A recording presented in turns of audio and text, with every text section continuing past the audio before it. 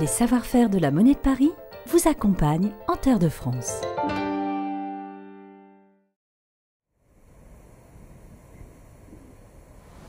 Cette semaine, on va partir à la découverte de Saint-Quentin en Yvelines, 12 communes qui composent cette ville nouvelle. Alors on va partir en balade avec Daniel, on va aussi découvrir le théâtre et puis on a de la chance aussi parce qu'on est accompagné par les copains de TV78 et on va avoir plein de belles images.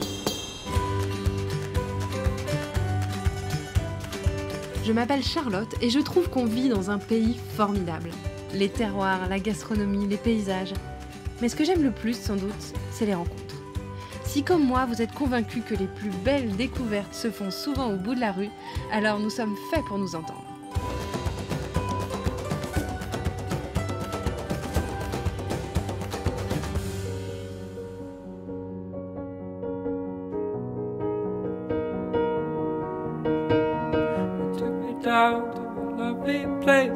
Bienvenue à Saint-Quentin en Yvelines.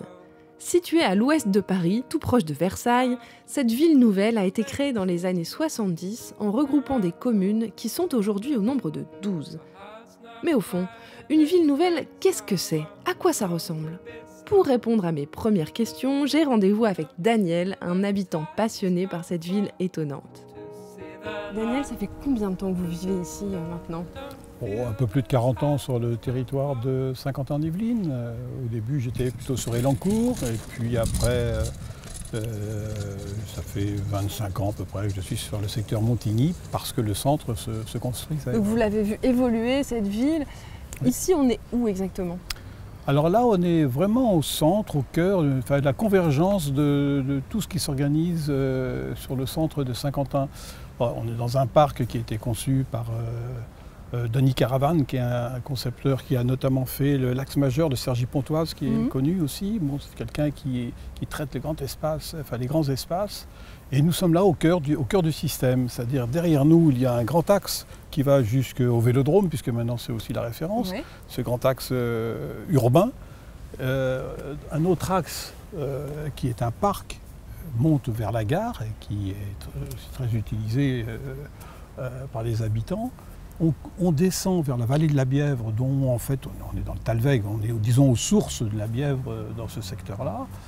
Et tous les quartiers autour, qui font tous plus de 1000 logements, sont autour de cet espace-là, qui est en fait très calme, très vert et qui est vraiment un point de convergence. C'est un endroit qui a aussi été un peu dessiné par l'œuvre d'une sculptrice qui est... Il y a 7 axes urbains à qui, effectivement, l'établissement public avait confié à Marthe Pan. On a donc Dany Caravane là, on avait Piet Kowalski un peu plus haut avec la grande arche bleue qui est l'entrée de la ville, là près du Vélodrome. Ce sont quand même des grands noms de l'architecture qui ont travaillé dans ce secteur. Saint-Quentin en Yvelines, ville nouvelle, on dit souvent ça. Qu'est-ce que c'est exactement une ville nouvelle? Remonter à De Gaulle, à Delouvrier, etc., qui ont décidé que, pour éviter que Paris s'étende en tache d'huile, ils ont décidé de créer des points qui ne soient pas des morceaux de banlieue, mais qui soient des villes réellement, avec leur propre autonomie. Voilà. Donc Saint-Quentin est un des lieux où se retrouver, des lieux où habiter, des lieux où travailler. Voilà, il y avait des objectifs à l'époque très ambitieux. Ici, en fait, il y avait déjà, il n'y avait pas rien quand on a construit la ville nouvelle, il y avait donc plusieurs communes. Ah, des communes, qui existaient. Il y avait des communes dans les vallées la plupart du temps. Les gens ne vivaient pas sur le plateau au Moyen-Âge et tout ça, c'était trop humide, c'était insalubre. Alors ça a été peu à peu drainé, et d'ailleurs à l'époque de Louis XIV, ils en ont profité pour regrouper toute cette eau, faire des barrages comme l'étang de Saint-Quentin pour les grandes eaux de Versailles.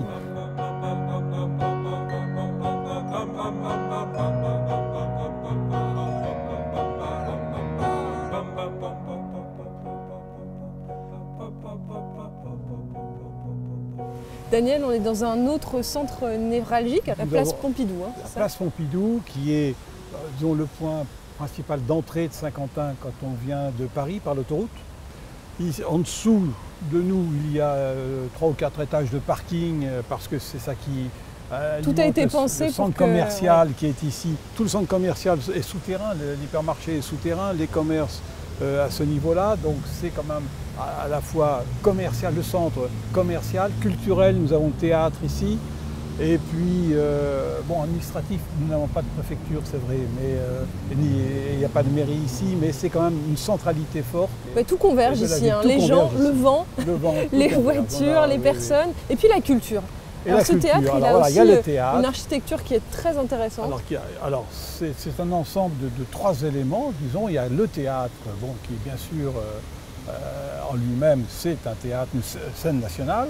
Nous avons la médiathèque, qui est un outil extraordinaire aussi, qui a été conçu par le même architecte et qui est en continuité avec le théâtre. Et le musée de la ville, qui est venu d'ailleurs maintenant rejoindre la médiathèque. Il y a aussi ces lampadaires qui sont assez incroyables, puisqu'ils changent de forme en fonction du moment de la journée, voilà, hein, c'est ça?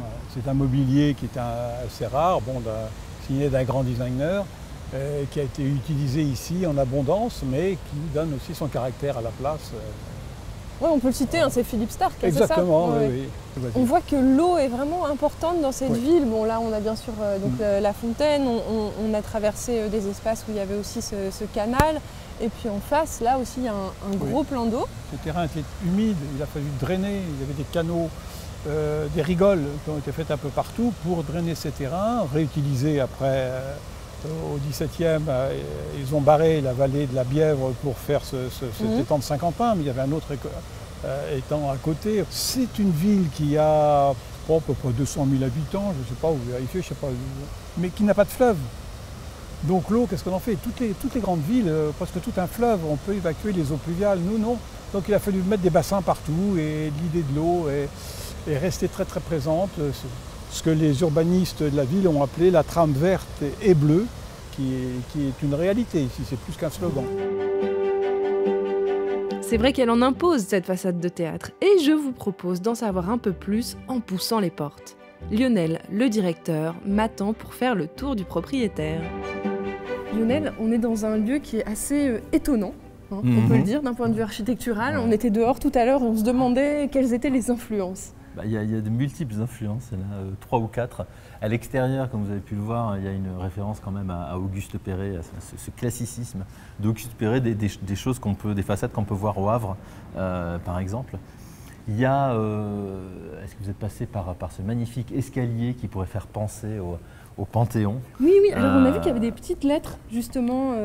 Oui, sur la verrière. Sur les Donc, il y a une verrière tout autour de l'escalier et chacune des lettres correspond aux initiales d'un ouvrier qui a travaillé sur le chantier et ils ont été assez nombreux.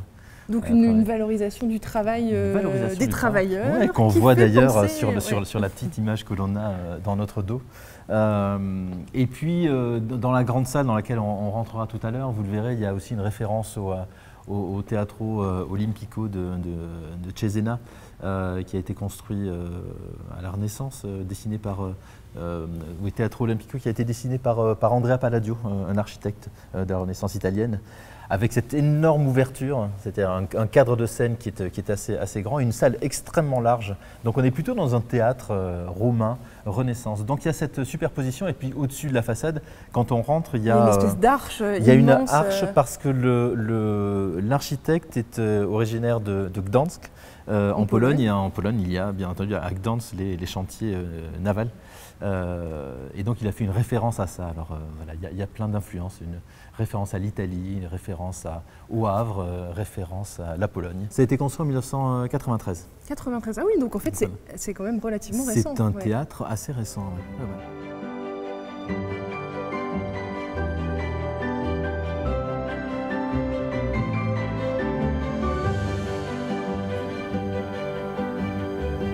Lionel, on est dans un endroit quand même très très privilégié, qui n'est foulé que normalement par les gens qui ont le droit.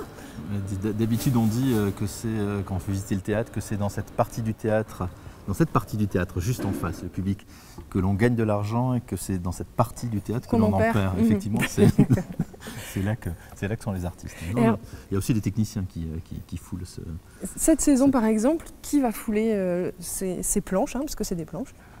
Il y a beaucoup de gens, beaucoup de gens. Alors si on comptait en nombre d'artistes qui vont fouler ces planches, ce serait énorme.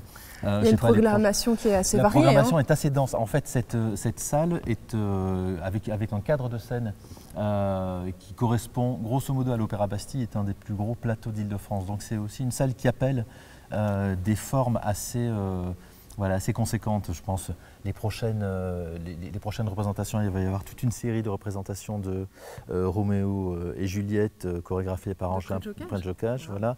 Quelques jours après, il y a le Philharmonique de Radio France et ses 100 musiciens qui seront là. Donc on essaie aussi de développer des formes opératiques, symphoniques, orchestrales. Ce qu'il y a de chouette aussi ici, c'est que vous faites venir aussi des gens qu'on n'a pas forcément l'habitude de voir dans un théâtre. Non seulement on travaille sur le répertoire, quelles que soient les esthétiques, les disciplines, c'est aussi un travail sur la découverte. Donc il y a cette salle que vous voyez dans laquelle nous sommes, il y a également une petite salle de 300 places qui est à l'étage. Donc ici, il y a combien de places? Il y a un peu plus de 1000 places, 1040 places. Et en même temps, on a l'impression que les gens sont très près. Oui, parce que la salle est large, la salle est assez large, donc ça favorise cette proximité. Donc on alterne entre les grandes formes qui sont un peu plus connues, mais pas forcément que des grandes formes connues, et puis des petites formes et tout un travail de découverte dans toutes les disciplines artistiques. Mais c'est notre boulot et c'est le travail d'une scène nationale que d'aller découvrir des jeunes artistes. Il y a aussi des ponts avec d'autres formes de culture, hein, c'est ça? Il y a des ponts avec, d'autres formes de culture. La culture scientifique. Oui, parce que je pars du principe qu'un théâtre est aussi un lieu qui doit être perméable à son environnement. Or, il se trouve que le théâtre de Saint-Quentin-en-Yvelines se trouve sur le plateau, sur le périmètre du plateau de Saclay. Et le plateau de Saclay, c'est un périmètre qui concentre, entre 15 et 20% de la recherche publique et privée en France. Donc on s'est posé la question assez rapidement de savoir comment la parole scientifique pouvait pénétrer à l'intérieur d'un théâtre. Et on a réussi à créer un temps où on aborde une thématique scientifique par le biais de la parole des scientifiques, par le biais du spectacle vivant, ça c'est notre métier. Notre prochain rendez-vous n'est pas loin. On va continuer notre balade dans cette ville nouvelle en allant au musée de la ville. Ça n'est pas compliqué puisque c'est dans le même bâtiment que le théâtre. Donc je reconnais le théâtre où on était tout à l'heure. Donc maintenant on est dans le musée, c'est là, c'est ça? Alors nous, on se trouve ici dans le musée au rez-de-chaussée au niveau de la place, dans un grand bâtiment qui est à la fois théâtre, que vous avez vu tout à l'heure, médiathèque et depuis 2017 également musée. Donc on appelle le MUMED. Très récent. Musée médiathèque, très récent. Alors, c'est un endroit où on trouve quoi? Parce qu'on voit qu'il y a des tas d'objets différents, il y a pas mal d'informations sur ce qu'est la ville, c'est ça? Quel est le projet de cet endroit? Alors, le musée a été créé il y a 40 ans et il est installé ici avec un double objectif, à la fois parler du territoire et parler des modes de vie. C'est un musée qui se décompose en deux espaces. Nous sommes ici dans la salle d'exposition permanente, qu'on appelle un CIAP, un centre d'interprétation de l'architecture et du patrimoine, qui rappelle d'ailleurs que 50 ans en Yvelines est aussi labellisé Ville Art et d'Histoire. Et donc c'est un lieu qui a un espace qui a vocation à retracer l'évolution du territoire, des origines. On voit, il y a des objets du quotidien, il y a aussi pas mal de choses qui sont liées à l'architecture. Alors effectivement, on présente le territoire, c'est-à-dire sa géographie, son architecture, son urbanisme, et par le biais des collections du musée, on rappelle aussi par quelques objets l'évolution des modes de vie, notamment sur le XXe siècle, et en particulier sur la deuxième moitié du XXe siècle qui correspond à l'essor de la ville nouvelle, à partir des années 70. Un peu de poésie dans ce monde urbain, ça vous dit ? Je vous propose d'aller dans l'atelier de Nicolas Sanne. Nicolas est un artiste du Sud installé depuis plusieurs années à Saint-Quentin-en-Yvelines. Ici, il travaille les lignes, les formes. Ses œuvres sont monumentales, mais tout en légèreté. Adepte d'un art le plus populaire possible, ses œuvres sont visibles pas très loin, à Trappes, à Montélimar ou encore à Valenciennes. Nicolas, on est devant 20, 30 années de travail? Bon, 20, allez. 25. 25, voilà. Donc c'est ça, vous avez commencé par des structures comme celle-ci? Comme celle-ci, la petite cloche derrière la sculpture en bois noir qui est un peu couverte de poussière aujourd'hui. C'est le signe qu'il y a de l'activité dans l'atelier. Effectivement. Donc du coup, oui, c'est un travail que j'ai fait quand je suis arrivé sur Saint-Quentin-en-Yvelines, il y a 20 ans. Il est comme celui d'aujourd'hui, il est fait de lignes, il est fait de petits morceaux que j'ai coupés, que j'ai rassemblés. Là, c'était des formes rondes. Aujourd'hui, ce sont des formes qui ne sont pas tout à fait rondes, qui sont un peu un rond triangulaire, on va dire. Et ce qui est vraiment chouette dans ces structures, c'est qu'à la fois on est sur quelque chose qui est en métal, on se doute bien que ça doit être un peu lourd, et surtout quand on voit comment vous travaillez, on ira voir tout à l'heure, et pourtant ça semble d'une légèreté quand on voit c'est aérien. C'est la magie de ce travail-là. Ben oui. Alors c'est composé de quoi exactement? Alors ce sont des poutrelles de charpente. Et moi, c'est mon matériau de prédilection depuis maintenant près de 15 ans que je fais ce travail sur la ligne, sur cette sculpture, qui est plutôt une sculpture qui sculpte l'espace et qui n'est pas une sculpture classique dans le sens où elle part du sol pour aller vers l'espace. Moi, chacun soit suspendu et je la pose. Et c'est ce qui donne ce côté léger. Donc, vous partez de quoi? Quand vous commencez, vous savez déjà ce que ça va donner? Jamais. D'accord, donc ça commence avec des morceaux de jamais métal ou presque jamais. Ça dépend. Quand ce sont des pièces comme ça, qui sont des pièces d'atelier, je ne sais jamais. Pas de dessin, pas de maquette. Je conçois mes lignes et après je les assemble. Donc il y a un travail de soudure là, en fait, entre les différents morceaux. Il y a un énorme travail de coupe, de soudure, d'assemblage. Donc c'est un travail très physique, c'est un travail d'industrie presque. Quoi. Et après, il faut que tout cela tienne dans les deux sens, dans un sens plastique et un sens technique. Les matériaux que vous utilisez sont des matériaux de construction d'ouvrages publics aussi. Enfin, avec des poutrelles comme ça en acier, c'est voilà, c'est des choses faites pour accueillir du monde qu'on construit. Oui, c'est la sculpture, elle vient transformer l'espace public, elle vient l'animer, elle vient donner du symbole, elle vient donner de la sensibilité. Une ville qui a une véritable politique d'acquisition d'œuvres d'art est une ville qui donne une image forte d'une certaine modernité, en tout cas d'un dynamisme. Et moi, j'aime accompagner ces villes-là. Combien de temps ça prend de faire une sculpture? Ça dépend le format de la pièce, mais les grandes pièces, jusqu'à présent, les plus grands chantiers, c'est 6 mois de travail. Ah oui, c'est très impressionnant. Oui. Et donc vous travaillez seul en fait, c'est ça? Ouais. Je travaille seul, parce que ce qui est délicat dans mon travail, c'est qu'il ne peut pas être fait avec des maquettes. Donc du coup, je suis obligé de faire des pièces comme ça, par exemple, comme celle-ci. Et si je veux faire une pièce comme celle-ci, beaucoup plus importante, mais ce que je vais faire, je vais la numériser. Et donc l'idée, c'est, voilà, on numérise, on étudie après la nouvelle façon de travailler pour développer des sculptures plus grandes. C'est-à-dire, aujourd'hui, on va pouvoir faire des sculptures de 8, 10 mètres, 15 mètres de haut. On est capable. On a beaucoup marché, alors maintenant, on va faire un peu de vélo. Direction le Vélodrome, vous allez voir, le lieu est très impressionnant. C'est ici qu'auront lieu les épreuves des JO de 2024. On a quand même un privilège assez exceptionnel, on est sur la Côte d'Azur à Saint-Quentin-en-Yvelines. C'est fou ça. Exactement, alors attention, c'est la Côte d'Azur du Vélodrome national de Saint-Quentin-en-Yvelines. La Côte d'Azur, c'est le nom technique de cette partie bleue de la piste, qui est la partie finalement d'accélération et de décélération quand on grimpe sur la piste du Vélodrome. D'accord, on commence là et ensuite quand on prend de la vitesse, c'est ça, on monte? Exactement, on monte ensuite sur la piste, on a tout à fait le droit de monter sur cette piste en bois. C'est du pin de Sibérie. Pourquoi du pin de Sibérie? Parce que c'est un bois qui bouge peu finalement et on a besoin qu'il soit le plus stable possible, même si l'hydrométrie et la température sont maintenues de manière constante dans le Vélodrome, justement pour préserver l'état de la piste. Le cyclisme en salle, c'est un sport qui va être beaucoup mis en valeur d'ailleurs dans pas très longtemps. Oui, vous avez accueilli déjà des compétitions très chouettes, mais vous allez bientôt accueillir aussi les Jeux Olympiques. Exactement, nous sommes sur une piste olympique, nous sommes sur la piste qui accueillera les athlètes en 2024.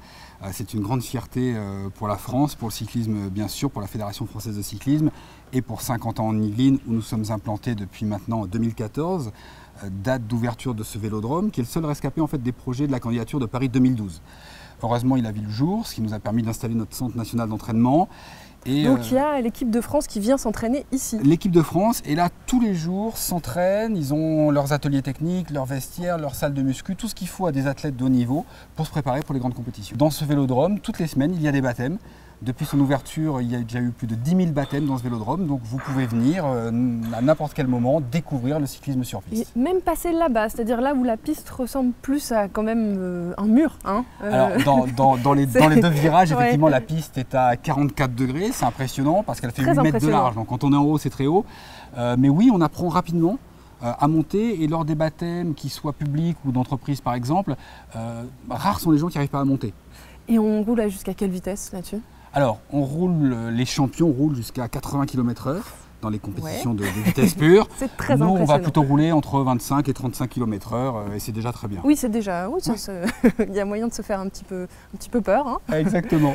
Et donc ici, c'est passé un truc assez chouette avec un monsieur qui s'appelle Robert. Notre ami Robert Marchand. Oui. Alors, c'est quelque chose d'extraordinaire. Il a 105 ans. Il fait toujours du cyclisme et il fait du cyclisme sur piste et il bat des records. Alors, il est le seul dans sa catégorie, vous me direz, mais il établit le record. Mais depuis l'ouverture de ce vélodrome, il s'est passé des choses merveilleuses, puisque un an après son ouverture en 2015, on a accueilli les championnats du monde. Ça a été un événement fantastique avec un public hystérique pendant 5 jours, beaucoup de médailles pour l'équipe de France, l'année qui a suivi des championnats d'Europe. On va accueillir prochainement une manche de Coupe du Monde l'année prochaine. Donc on fait tout ce qu'il faut pour peaufiner les réglages finalement et être prêt pour les Jeux Olympiques de 2024. Et puis bien sûr donner la chance aux spectateurs de voir les plus belles compétitions et les plus grands champions sur notre piste à 50 ans en Yvelines. Oui, c'est un équipement qui est assez exceptionnel. Bon, vous l'avez dit, il est très récent. Et puis il est premier de sa catégorie dans pas mal de domaines. Dehors, il y a une piste de BMX, c'est ça, hein, exactement. Qui est couverte. Il y a une piste de BMX couverte, ce qui nous permet en Ile-de-France de pouvoir nous entraîner toute l'année. Ça, c'est merveilleux. Et juste de l'autre côté de l'île de loisirs, qui est notre voisine. Oui, on voit d'ailleurs, on voit l'eau, les plans d'eau voilà, derrière. Il y a un beau lac, il y a plein de choses sympas, il y a un parcours de golf, de l'acrobranche, enfin c'est un super centre. Il y a de l'autre côté la colline d'Elancourt, qui est le plus haut point de l'île de France et qui sera aménagé pour le VTT. Donc pour les Jeux Olympiques en 2024 à 50 ans en Yvelines. Donc un vrai complexe.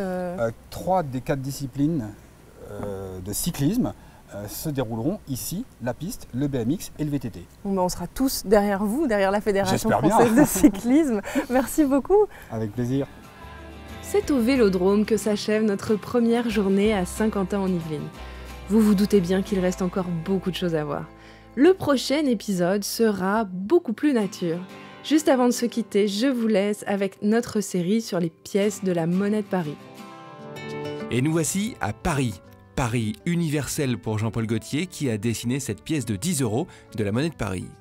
Alors la pièce, elle s'inscrit dans cette série La France par Jean-Paul Gaultier. Donc c'est la vision d'abord de Jean-Paul Gaultier. Mais à Paris, si vous parlez de Paris dans le monde entier, c'est la Tour Eiffel. C'est le monument le plus visité au monde. Donc on ne pouvait pas faire une pièce sur Paris sans avoir la Tour Eiffel. Mais évidemment, une Tour Eiffel stylisée, une Tour Eiffel revisitée par Jean-Paul Gaultier. Mais voilà, c'est le symbole de Paris. Et évidemment, il y a tout Paris dans cette pièce.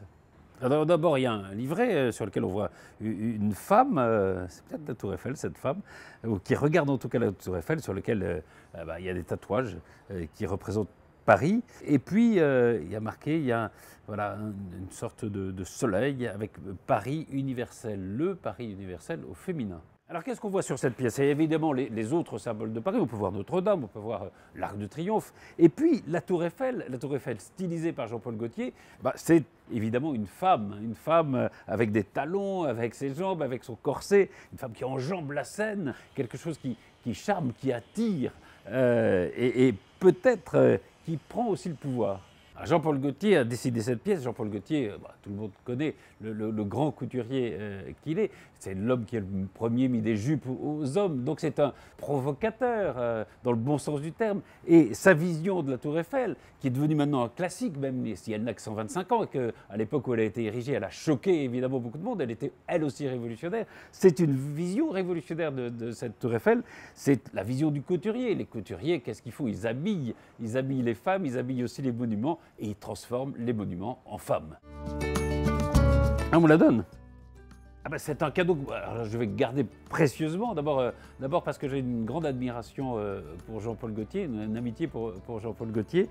Et ensuite parce que je trouve que, oui, elle représente ce que j'aime de Paris, c'est-à-dire une ville qui n'est pas figée dans ses monuments, une ville qui bouge, une ville qui vit, une ville qui invente. Et voilà, je vais donc la garder précieusement dans ma collection. Pour l'instant, la valeur nominale, c'est 10 €, c'est-à-dire qu'on va acheter cette pièce 10 €. Moi, je vous fiche mon billet, comme dit quelqu'un d'important, que dans quelques années, ça vaudra peut-être plus de 10 €. C'est donc un cadeau formidable à faire à des enfants, à quelqu'un qui vous est cher. Dans le prochain épisode, direction l'Ouest et la Bretagne. Des pièces de monnaie à collectionner ou à offrir, à retrouver dans vos bureaux de poste, chez les buralistes participant à l'opération et bien sûr sur monnaiedeparis.fr.